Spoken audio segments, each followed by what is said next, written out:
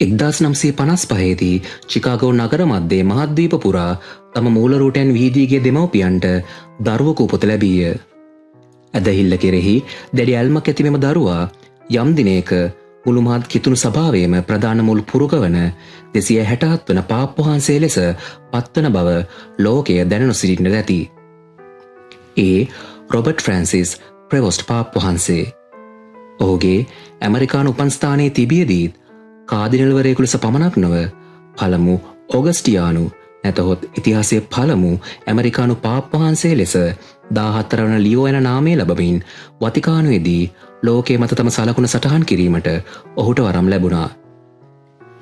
බොහෝ පූජකවරු නිවසට ආසන්නව සිට තම මෙහෙවර ඉටු කරද්දී එවකට රොබර්ට් 14 වන ලියෝ පාප් වහන්සේ 1980 ගණන්වල චිකාගෝහි කාර්යබහුල වීදිවලින් බොහෝ දුරස්ව පේරුහි දුරස්ථ නගරවලට ගියා. ආන්තික ප්‍රජාවන්ගේ ජීවිතවල ගිලී ඔහු දුප්පතුන්ට සේවය කිරීමේ මෙහෙවර වැළඳගත්තා. ඔවුන්ගේ භාෂාව ඉගෙන ගත්තා. ඔවුන්ගේ අරගල තමන්ගේ කරගෙන ජීවත් වූවා. තවද අවශ්‍යතාවන්ගෙන් බැටකෑ සමාජයකට බලාපොරොත්තුවක් ලබා දුන්නා. පේරුහි ඔහු හුදෙක් මිෂනාරිවරයෙකු වුණේ නැහැ. ඔහු ගුරුවරයෙකු, මාර්ගෝපදේශකවරයෙකු සහ සේවය සංකේතයක් වූ අතර අනාගත පූජකවරුන් පුහුණු කරමින් සහ නව පරම්පරාව තුළින් ඇදහිල්ලේ නායකයන් බිහි කළා.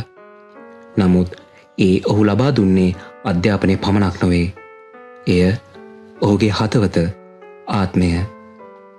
ඔහු ඇන්ඩීස් සිට ඇමසන් දක්වා ජනතාවගේ හදවත් ස්පර්ශ කරමින් සංස්කෘතීන් අතර පාලම් ගොඩනැගීම සිදු කළා. 2014 වර්ෂයේදී ෆ්‍රැන්සිස් පාප් වහන්සේ මෙතුමාව හමු වූ අතර පේරුහි චික්ලායෝහි බිෂොප්වරයාගේ භූමිකාවට ඔහුව උසස් කිරීම සිදු වුණා. ඔහු හුදෙක් බිෂොප්වරයෙකු පමණක් වූයේ නැහැ. ඔහු ජනතාව වෙනුවෙන් කැප වූ එඬේරයෙකු වූ අතර වඩා හොඳ නිවාස, ආහාර සුරක්ෂිතතාව සහ දුප්පතුන්ගේ අයිතිවාසිකම් වෙනුවෙන් වෙහෙස නොබලා කටයුතු කළා. ඔවුන් වෙනුවෙන් පෙනී සිටියා. ඔහුගේ නායකත්වය අත්‍යවශ්‍ය වූ අතර 2024 වර්ෂයේදී ෆ්‍රැන්සිස් පාප් වහන්සේ ඔහුව කාදිනල්වරයෙකු බවට පත් කළ අතර ඒ තුලින් ඔහුව වතිකානුවේ හදවතට සමීප කළා. මෙම කාලය තුල ඔහුගේ ඉරණම සදහටම වෙනස් කරන තනතුරකට මංපෙත් විවරවීම සිදු වුණා. එනම් බිෂොප්වරුන් සඳහා වන ඩිකාස්ටරියේ ප්‍රධානියා පල්ලිය අනාගතයේ මෙහෙයීම සහ ඔහු කිසිවිටකත් නොසිතූ භූමිකාවක් සඳහා ඔහුව සූදානම් කරවීමයි. ඒ අතිඋතුම් පාප් පදවියයි.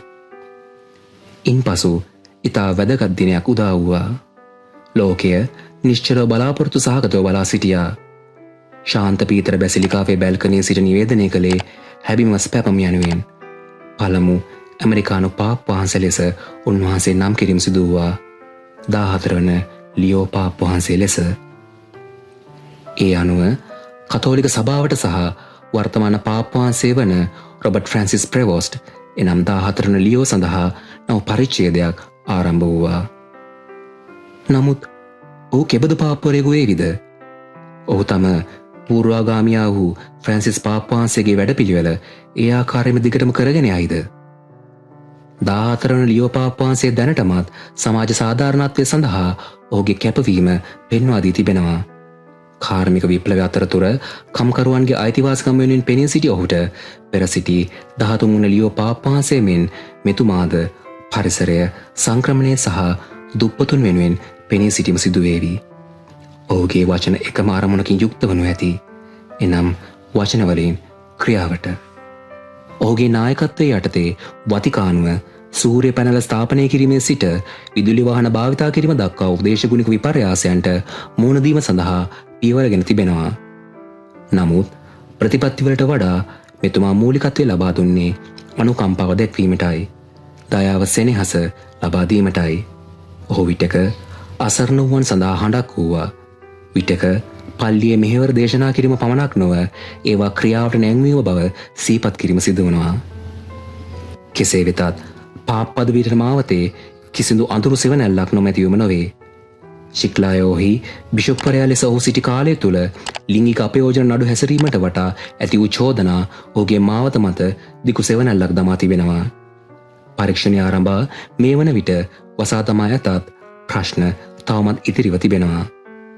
14 වන ලියෝ පාප් වහන්සේ දැන් මෙම අභියෝගවලට මුහුණ දිය යුතුයි. 14 වන ලියෝ පාප් වහන්සේ අනාගතයේ ලෙස බලන විට ඔහු ප්‍රතිසංස්කරණය සඳහා සාම්ප්‍රදාය අතර එක් සන්ධිස්ථානයක සිටිනවා. ඔහුගේ පාප් පදවිය තවමත් තරුණයි. ඔහුගේ උරුමය තවමත් දිගහැරමින් පවතී. ඔහු ෆ්‍රැන්සිස් පාප් වහන්සේගේ දැක්ම දිගටම කරගෙන යයිද? නැතහොත් දේවස්ථානය වෙනුවෙන් නව මාවතක් සකස් කරයිද? අවසානයේ 14 වන ලියෝ ඇදහිල්ලේ සේවයේ අනුකම්පාවේ මිනිසෙක්. ඔහු පළමු ඇමරිකානු පාප් වහන්සේ විය හැකි නමුත් ඔහුගේ ගමන බොහෝ දෙනෙකු විසින් බෙදා ගන්නා බලා සිටින එකක්. එය සියල්ලෝම එක්ව ඇදහිල්ලේ ප්‍රේමයේ සහ ලෝකයේ වටා හොඳ ස්ථානයක් බවට පත් කිරීමට කටයුතු කිරීමේ ගමනක් වනු ඇති. සටහන ඕවින්ද විශ්මිකා ඉදිරිපත් කිරීම ඉසුරු පරාක්‍රම